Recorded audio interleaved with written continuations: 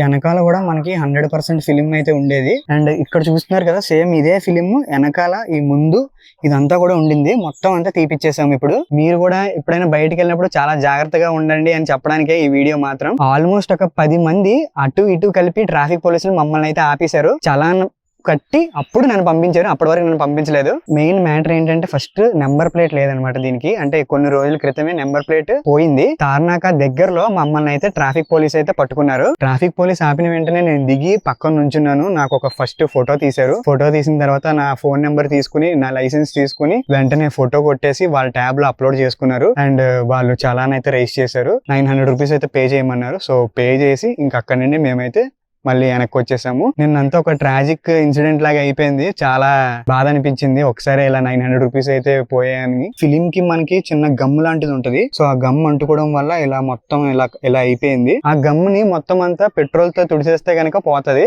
Actual గా నాకు మొత్తానికి 2 కలిపి 900 ఫైన్ అయితే వేశారు.